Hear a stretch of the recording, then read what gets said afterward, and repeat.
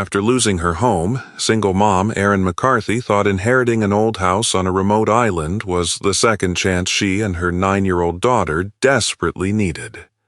But on their first night, Sadie discovered something hidden inside the house. A photograph, a missing boy, and a secret buried for 60 years. What Erin discovered next would change everything she believed about her grandmother and the island itself. Stay with us, because what Sadie found was only the beginning, and the truth hidden on that island for 60 years would change everything. By the time Erin McCarthy lost the apartment, everything she and her 9-year-old daughter owned fit inside an aging blue SUV. For nearly 3 weeks, that SUV was home. Erin told Sadie they were camping. She tried to make it sound like an adventure, because mothers sometimes learn how to smile at the exact moment they're most afraid. At night, they parked beneath the bright lights of a 24-hour grocery store outside Portland, Maine. Erin slept upright in the driver's seat, the doors locked, the keys resting in her palm. Every car that slowed nearby woke her. Every set of footsteps made her look up. Sadie slept in the back beneath 2 old blankets, and she always kept her shoes on. Erin had told her it was safer that way. If anything happened, they needed to be ready to leave. One cold night, Sadie stirred beneath the blankets. "Mom?" Erin turned around. "I'm here, sweetheart. When we get another house, can I have my nightlight back?" Erin looked away. The little rabbit-shaped nightlight had been left behind with half their belongings when they were forced out of the apartment. "Of course you can. Promise." Erin swallowed. "Promise." Sadie smiled, closed her eyes, and within minutes, she was asleep again. Erin stayed awake. That was the hardest part. Not losing the apartment. Not wondering where they would park tomorrow night. Not even counting the last few dollars in her wallet. It was the way Sadie still believed her every time she said, "We'll figure it out." At 39, Erin had never imagined her life would look like this. Her marriage had ended 2 years earlier. Afterward, she worked the front desk at a small medical clinic, stretching every paycheck as far as it would go. She wasn't looking for sympathy. She just wanted to keep her daughter safe. Then the clinic closed. Erin filled out applications, went to interviews, sold what little she could spare, and skipped meals when Sadie wasn't looking. But the bills didn't wait. First came the overdue notices. Then the final warning. Then the morning Erin carried their suitcases down the apartment stairs while Sadie stood beside the SUV, pretending not to cry. Erin had told her the same thing she'd said 100 times before. "We'll figure it out." Only this time, Erin wasn't sure she believed it herself. Then the phone call came. A lawyer told Erin that her grandmother, Evelyn Carter, had died and left her an old house on Blackwood Island, several miles off the coast of Maine. Erin hadn't seen Evelyn in years, and she hadn't visited Blackwood Island since she was a little girl. There was no bridge, only an aging ferry that crossed the cold Atlantic when the weather allowed. Erin didn't ask what the house was worth. She didn't ask whether she could sell it. She asked only one question. "Can we stay there?" 2 days later, Erin and Sadie stood together at the ferry rail as Blackwood Island slowly appeared through the November fog. Gray cliffs rose from the water. Dark pines bent in the wind. Weathered houses dotted the hillside above a small harbor where lobster boats rocked against their lines. Sadie slipped her hand into Erin's. "Is that our home?" Erin looked down at her. She didn't know whether they would stay a week, a month, or a year. She didn't know if the plumbing worked. She didn't even know if the old house had heat. But she squeezed Sadie's hand. For a while, they arrived on Blackwood Island with 2 suitcases, $43, and nowhere else to go. Evelyn's house stood above the rocky shoreline. Its white paint had faded almost gray. The porch leaned slightly toward the sea, and one shutter hung crooked beside an upstairs window. but the roof was intact. The windows weren't broken. And when Erin unlocked the front door, nobody was standing behind her asking when the rent was due. To Erin, it was beautiful. Not because it was beautiful, because for the first time in weeks, no one could make them leave that night. As Erin unloaded the SUV, she noticed several older islanders watching from across the road. One man, perhaps in his 70s, finally walked toward her. "You, Evelyn Carter's granddaughter?" "Yes, Erin McCarthy." Something changed in his face. His eyes moved from Erin to Sadie, then toward the old house. For a moment, Erin thought he was going to say something. Instead, he gave a small nod. "Welcome back." Then he walked away. Erin watched him go. There was something strange in the way he'd said it. Not welcome. Welcome back. But she was too tired to think about it. That evening, Erin heated canned soup in Evelyn's old kitchen. The table wobbled. The pipes groaned whenever she turned on the faucet. Cold air slipped through the window frames. Sadie didn't complain once. She ate every spoonful. Later, Erin found an old faded quilt in a cedar chest and tucked Sadie into the upstairs bed. "Good night, Mom." "Good night, sweetheart." 20 minutes later, Erin quietly checked on her. Sadie was asleep. Erin stopped in the doorway. Her daughter's shoes were sitting neatly beside the bed. For nearly 3 weeks, Sadie had slept with them on, ready to run. Tonight, she had taken them off. Erin covered her mouth. The tears came before she could stop them. She had spent months believing she'd failed her daughter. She couldn't give Sadie the apartment back. She couldn't replace everything they'd lost. She couldn't even replace that little rabbit nightlight yet. But tonight, her child felt safe enough to take off her shoes. And for one night, that was enough. Erin wiped her face and quietly pulled the bedroom door almost closed. Then she heard Sadie's voice. "Mom." Erin turned. Sadie was sitting up. She was holding an old photograph. "I found this in the nightstand." Erin walked back to the bed. The photograph was faded around the edges. In it, a much younger Evelyn stood on a wooden dock beside a solemn little boy, perhaps 8 years old. Erin had never seen him before.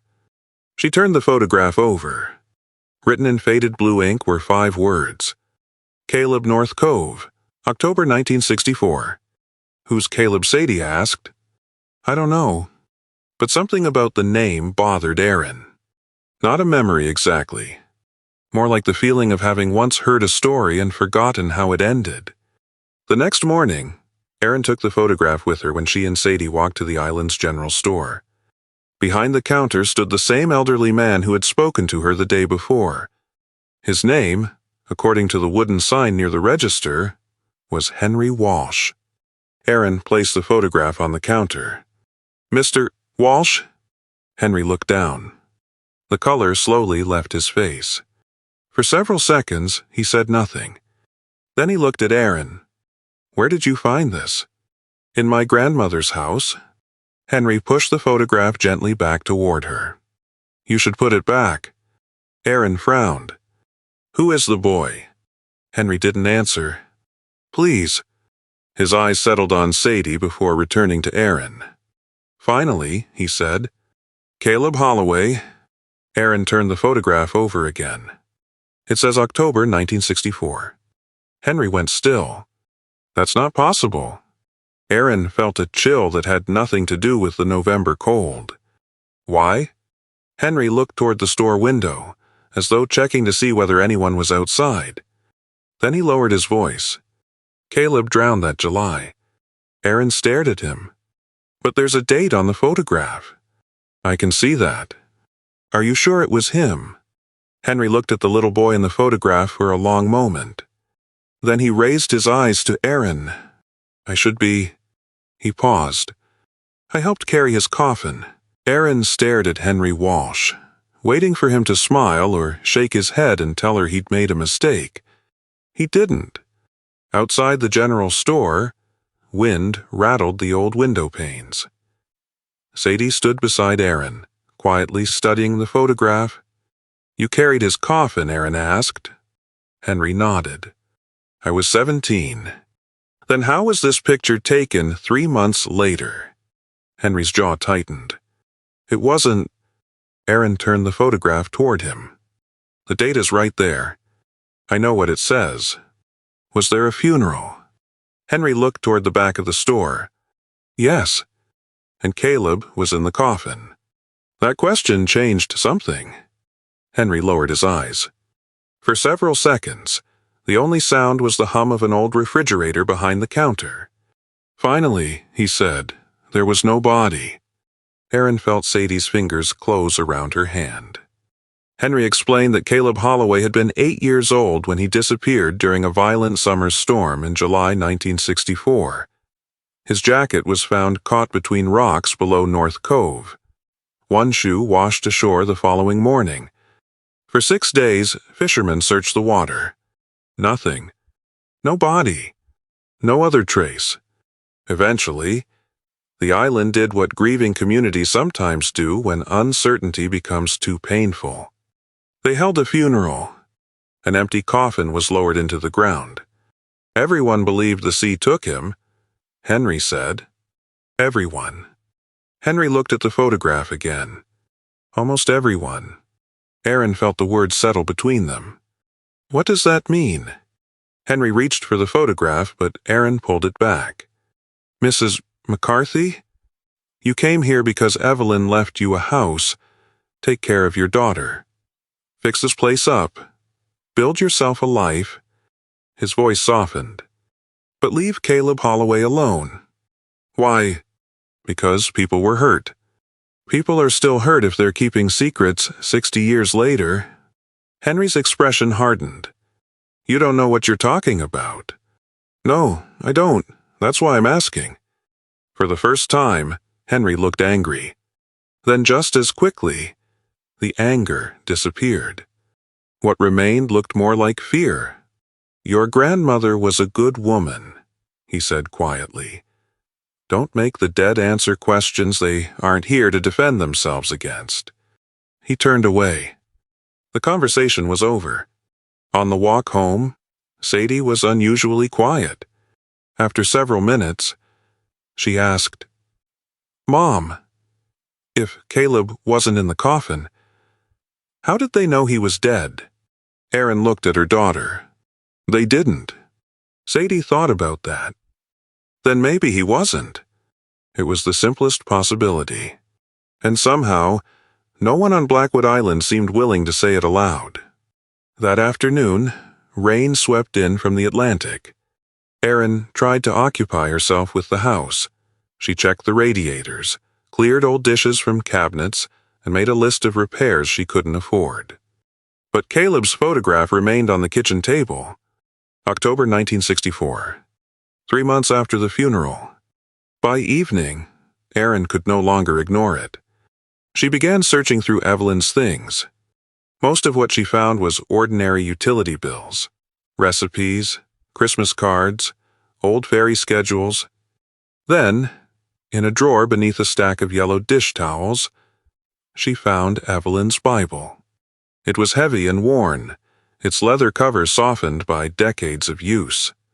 When Erin lifted it, something slipped from between the pages and fell to the floor. A folded piece of paper. She opened it. It was an old, hand-drawn map of Blackwood Island. Several places had been labeled in Evelyn's handwriting.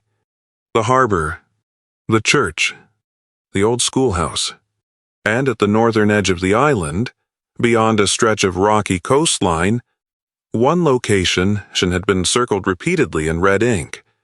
North Cove. The same place written on Caleb's photograph. Beneath it, Evelyn had added 4 words. Never let them know. Erin read the sentence twice, then a third time. "Mom." Sadie was standing in the kitchen doorway. Erin folded the map instinctively. "What did you find?" "Nothing important." Sadie gave her the look children give adults when they know they're being lied to. Erin sighed and showed her. Sadie studied the red circle. That's where the picture was taken. I think so. Can we go there? No. The answer came too quickly. Sadie looked disappointed, but Erin meant it. They had been on Blackwood Island less than 48 hours. Erin had no job, almost no money, and a house that needed work. She didn't need a 60-year-old mystery. She needed groceries, heat, a paycheck. She needed to be a mother. That night, however, Erin couldn't sleep. Rain tapped against the windows while the ocean rolled somewhere beyond the darkness. She kept thinking about Henry, about the empty coffin, about Evelyn's handwriting. Never let them know. Around midnight, Erin went downstairs for water. She found Sadie sitting at the kitchen table. Caleb's photograph was in front of her. "What are you doing awake?" Sadie looked up, thinking about him, about Caleb. She nodded. Then she asked something Erin wasn't prepared for. "If I disappeared, you'd keep looking for me, right?" Erin's heart tightened. "Forever. Even if everybody told you to stop. Especially then." Sadie looked down at Caleb's face. "Then maybe somebody should keep looking for him." Erin said nothing. Because suddenly this wasn't just about an old photograph. It was about a child everyone had stopped searching for, and a grandmother who had apparently known why. The following morning, Erin unfolded Evelyn's map again. She checked the tide chart pinned beside the kitchen calendar. North Cove could only be reached safely when the tide was low. The next low tide was shortly after noon. Erin stared at the red circle. Then at the 4 words beneath it, "Never let them know." By 11:30, she had packed a flashlight, gloves, and Evelyn's map into an old canvas bag. She still didn't know what waited at North Cove. But for the first time since arriving on Blackwood Island, Erin understood one thing clearly. Her grandmother hadn't left behind only a house. She had left behind something she never wanted the island to find.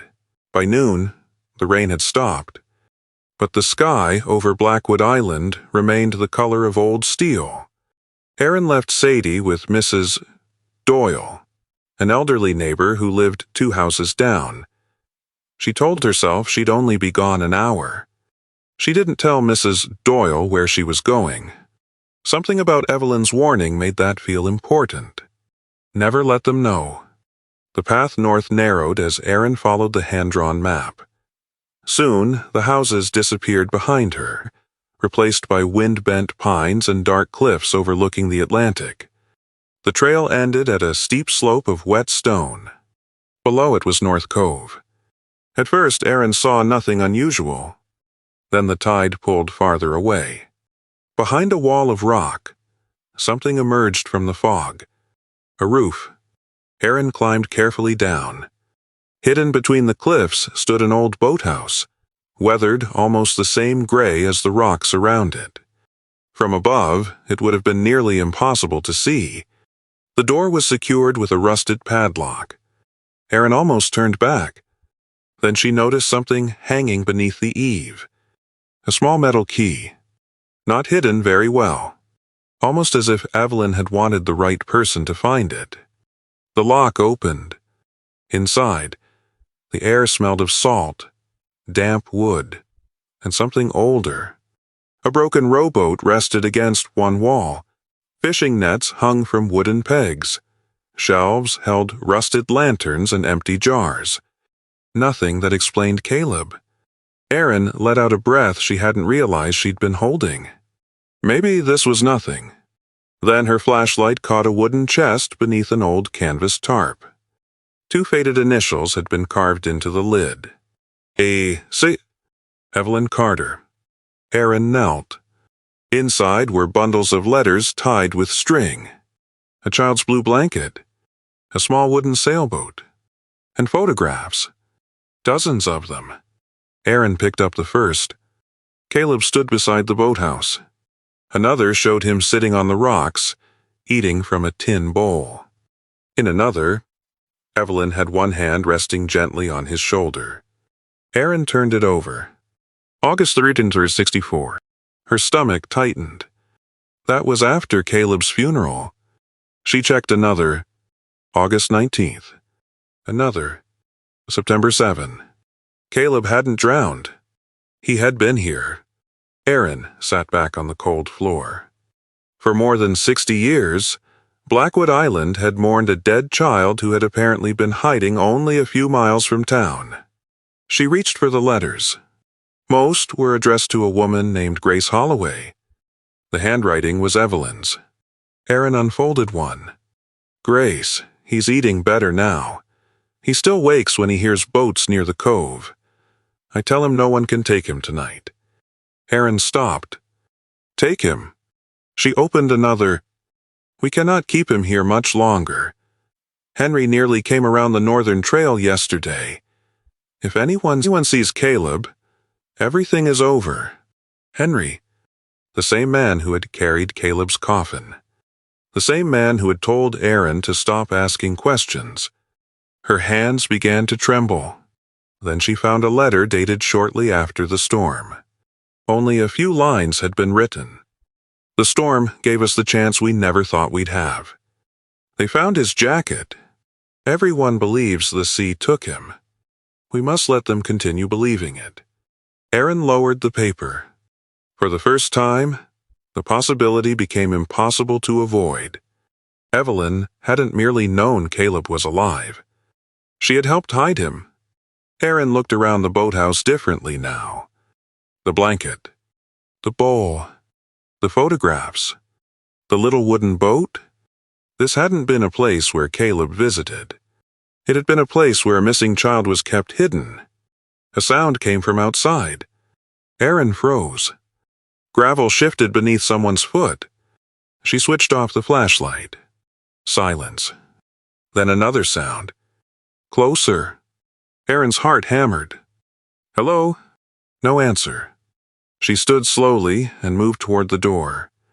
When she stepped outside, the cove was empty. Only waves and gulls. But on the wet ground near the entrance was a fresh boot print. Someone had been there. Someone had watched her enter. Erin looked toward the path. Nothing. Then she heard the water. The tide. It had already begun climbing back into the cove. She grabbed several letters and hurried uphill. By the time she reached Evelyn's house, Sadie was waiting on the porch. You were gone a long time. I know. Did you find something? Erin looked at her daughter. She wanted to say no. Instead, she said, I found Caleb. Sadie's eyes widened. Alive. No, not now. I found proof that he was alive after everyone thought he'd drowned. Sadie was silent. Then she asked the question Erin had been avoiding all the way home. Did Grandma Evelyn know? Erin looked down at the letters in her hand. Yes. That evening, after Sadie went to bed, Erin read every page she'd brought back. Near midnight, she reached the last letter. The handwriting was hurried, darker than the others. Grace, we have run out of time. If they find Caleb, they will take him back. And after what happened before, I cannot let that happen.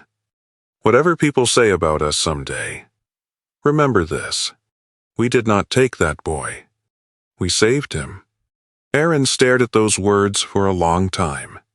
Until then, she had believed she'd uncovered the secret. She hadn't. She had only uncovered the first half of it. Because if Evelyn and Grace truly believed they were saving Caleb, there was now a far more troubling question. Saving him from whom? The next morning, Erin woke before sunrise with Evelyn's final words still in her mind. We did not take that boy. We saved him. She wanted to believe them. Evelyn had been many things private, stubborn, sometimes difficult, but Erin could not remember her ever being cruel. Still, love could make people excuse terrible things. And Erin needed facts. 2 days later, she took the ferry to the mainland while Sadie stayed with Mrs. Doyle. At the county archives, Erin spent hours going through old newspapers, court records, and microfilm from 1964. Near lunchtime, she found Caleb Holloway. His school photograph stared back at her from a yellowed newspaper page. Local boy, 8 missing after storm. The article said Caleb had disappeared from Blackwood Island on July 12th. Search parties found his jacket near North Cove. His shoe washed ashore the following morning. But no body was recovered. Erin kept reading. 3 weeks before Caleb disappeared, another article mentioned Evelyn. A witness claimed a woman matching Evelyn Carter's description had been seen driving Caleb away from town. Erin's stomach dropped. She searched further. Then she found a county document showing that Evelyn had requested information about Caleb's guardianship shortly before his disappearance. It looked terrible. A woman asking about custody. A child disappearing. That same woman secretly hiding him after his supposed death. For the first time, Erin allowed herself to think the thing she'd been resisting. What if Evelyn had kidnapped Caleb? On the ferry home, Erin stood alone near the stern. The wind pulled at her coat as Blackwood Island appeared through the mist. She thought about turning the letters over to the authorities. Whatever Evelyn had believed, Caleb had had a family. People had mourned him. A little sister had grown up without her brother. Erin looked toward the island and felt something close to anger. All her life, she'd remembered Evelyn as the woman who baked blueberry bread in summer and wrapped Erin in blankets when she fell asleep on the porch. But perhaps children only knew the parts of adults that adults allowed them to see. That evening, Erin placed the letters and photographs across the kitchen table. Sadie watched from the doorway. "Are you mad at Grandma Evelyn?" Erin looked up. "Maybe." "Why?" "Because sometimes people can believe they're doing the right thing and still hurt other people." Sadie considered that. "Did she hurt Caleb?" Erin couldn't answer. "I don't know." Later, while Erin was putting the photographs back into the chest she'd brought from North Cove, Sadie noticed a tear in the fabric lining. "Mom, there's something under here." Erin pulled the cloth away. A thin envelope had been hidden beneath it. Inside was a faded county report. Erin began reading. Halfway down the page, she stopped. The report concerned Caleb. It described repeated concerns about the home to which authorities intended to return him. One sentence had been underlined several times in Evelyn's handwriting. "Returning the child may place him at risk." Erin read it again. Then she found a handwritten note clipped behind the report. It was from Grace. "They won't listen to me.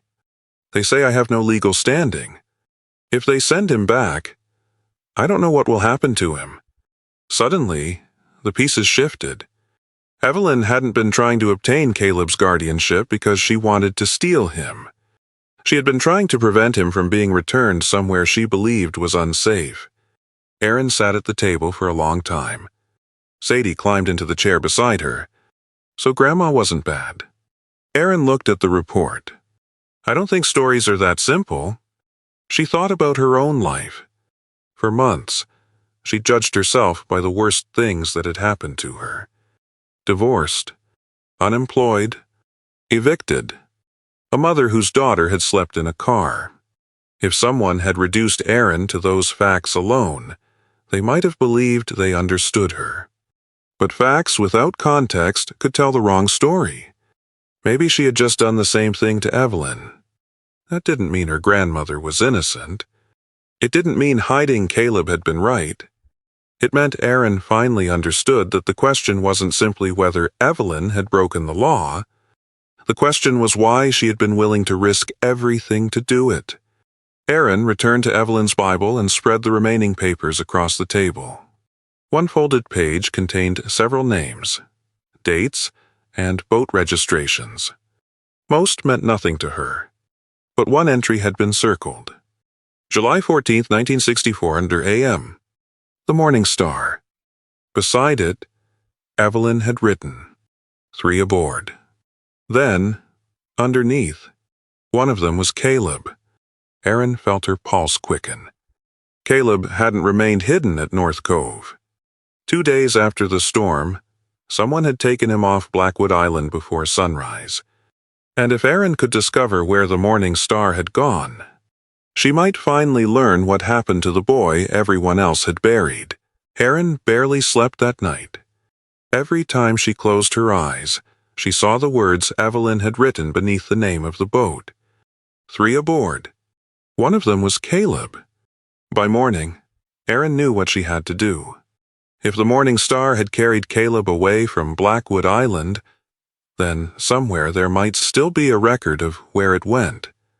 The problem was that the boat had disappeared from local records more than 60 years ago. Erin began at the harbor office.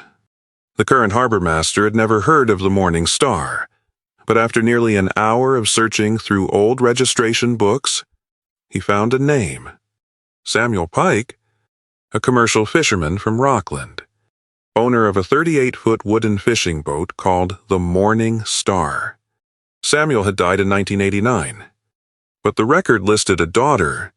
Erin followed that name through an old telephone directory and eventually found an address on the mainland. 2 days later, she and Sadie boarded the morning ferry. They found Margaret Pike, now 82, living in a modest white house overlooking Penobscot Bay. When Erin mentioned the Morning Star, Margaret smiled. "My father's boat." Then Erin said Evelyn Carter's name. The smile disappeared. Margaret slowly lowered herself into a chair. "I haven't heard that name in a very long time."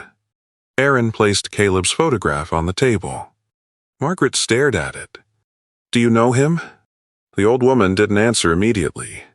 Instead, she touched the edge of the photograph with one finger. "My father made me promise never to ask about that morning." "What morning?" Margaret looked toward Sadie, then back at Erin. "July 14th, 1964. Erin's heart began beating faster. Margaret had been 20 years old then.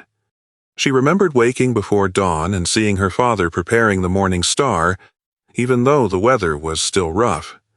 There was a woman with him, and a child wrapped in a blanket. Was it Caleb? I didn't know his name then. Margaret looked at the photograph again. But yes, I believe it was him. Where did they go? Dad never told me. Erin's hope fell. Then Margaret added, "But he kept everything." She led Erin to a small room filled with boxes that had belonged to her father. After nearly an hour, they found an old navigation ledger. Most pages contained nothing but coordinates, weather conditions, fuel purchases, and catches. Then Margaret stopped. One page had been torn out. But on the following page, Samuel Pike had written a single sentence. "Left boy and G, safely ashore before sunrise. No names from this day forward." G. Grace. Erin felt certain of it. Caleb hadn't simply survived. Someone had deliberately taken him to the mainland and helped him disappear. That evening, back on Blackwood Island, Erin searched every reference she could find to the Holloway family. Eventually, she found an obituary. One name caught her attention. Charlotte Holloway, Caleb's younger sister. She was still alive. It took 3 phone calls before Erin found a current number. She nearly hung up twice before finally dialing. An elderly woman answered. "Hello, is this Charlotte Holloway?" "Yes. My name is Erin McCarthy. My grandmother was Evelyn Carter." Silence. Not confusion. Recognition. Erin sat straighter. "Mrs. Holloway." When Charlotte finally spoke, her voice had changed. "Did you say Evelyn Carter?" "Yes." Another long silence. Then, "I wondered if someone from that family would ever call." Erin gripped the phone.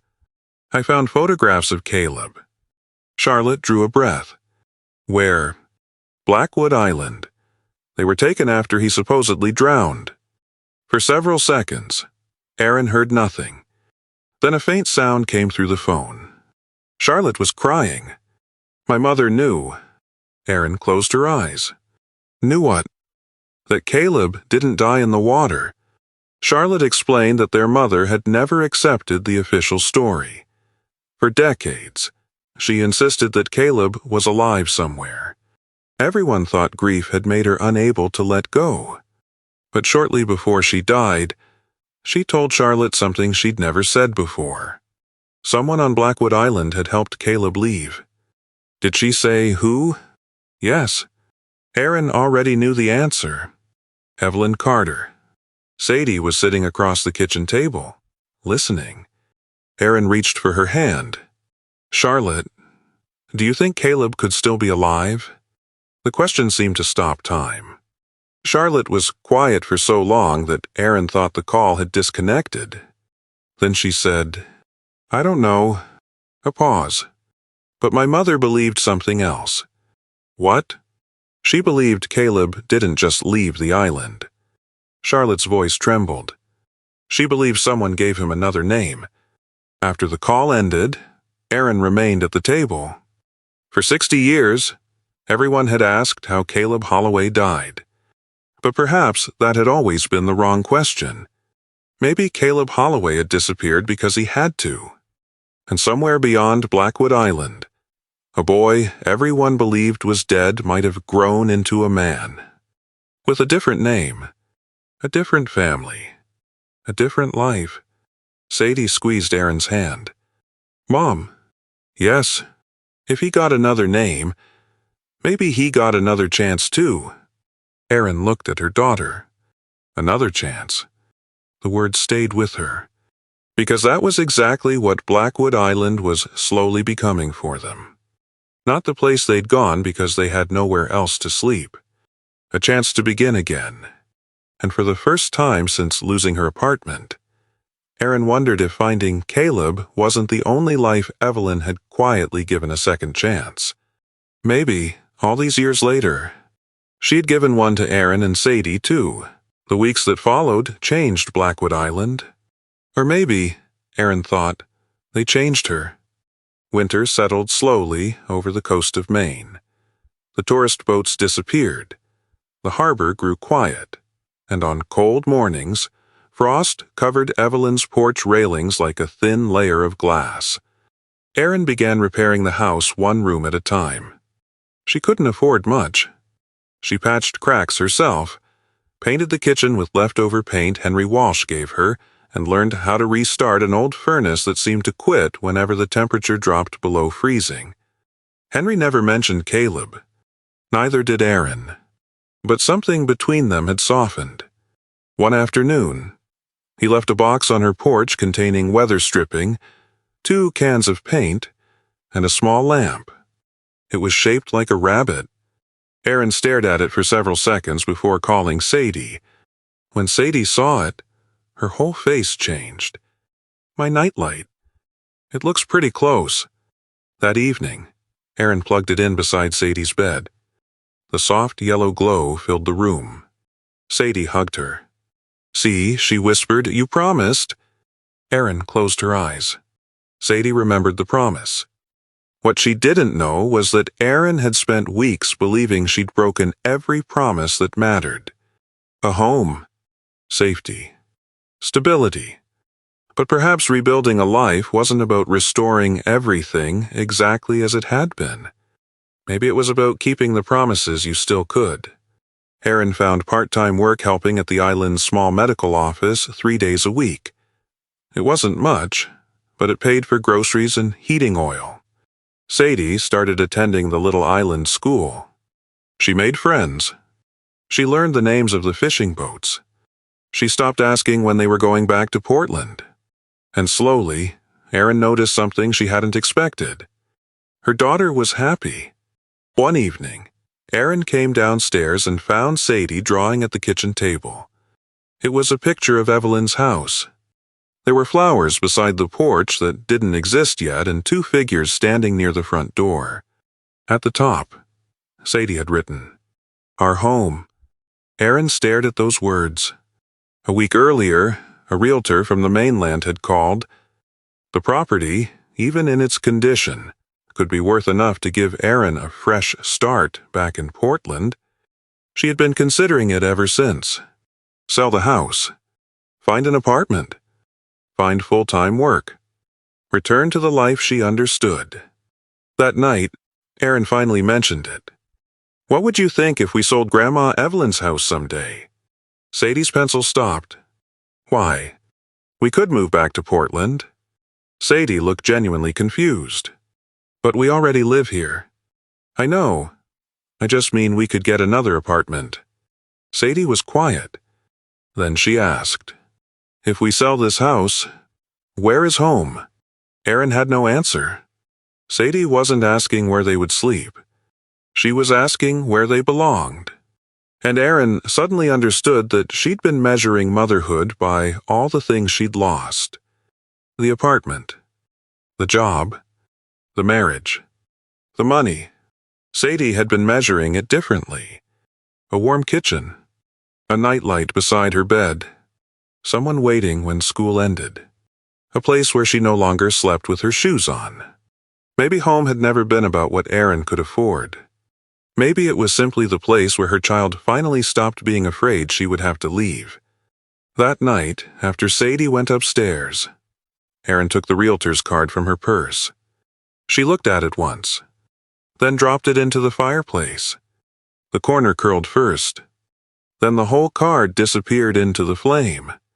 For the first time, Erin wasn't staying on Blackwood Island because she had nowhere else to go. She was staying because she had chosen to. The next morning, Sadie found the envelope. It had been pushed beneath the front door sometime during the night. No stamp, no return address. Erin opened it at the kitchen table. Inside was a single sheet of paper. One sentence had been typed across the center. "Evelyn kept her promise. You should have left North Cove alone." Erin felt the warmth leave the room. Someone knew. Someone knew she'd entered the boathouse. Someone knew what Evelyn had done. And whoever had delivered the letter had walked onto Erin's porch while she and Sadie were sleeping. "Mom." Erin folded the paper. "It's okay." But this time Sadie didn't believe her. That afternoon, Erin took the letter to Henry. He read it twice. His face tightened. "Did you write this?" "No." "Do you know who did?" Henry hesitated. "That was enough. You know something. I know that some promises outlive the people who make them." "Henry, someone came to my house last night. My daughter was upstairs." "I understand." "No, you don't." Erin's voice rose. "For 60 years, everyone on this island has decided what I should and shouldn't know. I'm done with that." Henry looked tired. Much older than he had the day Erin arrived. Finally, he walked behind the counter and opened a drawer. From it, he removed a yellowed envelope. "I was told to mail this if anyone ever found the boathouse." Erin stared at him. "Who told you?" Henry placed the envelope on the counter. "Evelyn." Erin's breath caught. "When?" 27 years ago." She opened it. Inside was an address on the mainland. No explanation. Only a name. Grace Holloway. Erin looked up sharply. "Grace is alive." Henry didn't answer directly. Instead, he said, "Evelyn made me promise I'd never give you that address unless you found North Cove on your own." "Why me?" Henry looked at her for a long moment. "Maybe because she knew you'd understand what it means to do something desperate for a child." Erin thought of the grocery store parking lot. Sadie sleeping in the back seat. The shoes she kept on in case they had to run. And suddenly, Evelyn's secret no longer felt like something buried 60 years in the past. It felt painfully close. Erin looked again at Grace Holloway's address. For weeks, she'd been searching for Caleb. Now, for the first time, she had found someone who might know how his story ended. And perhaps why Evelyn had carried the truth alone for the rest of her life. 3 days later, Erin and Sadie took the morning ferry to the mainland. Grace Holloway's address led them to a small assisted living home overlooking Penobscot Bay. Erin had imagined this moment 100 different ways. She had imagined anger, denial, maybe even another warning to leave the past alone. She wasn't prepared for the tiny woman sitting beside the window with a knitted blanket across her knees. Grace Holloway was 93.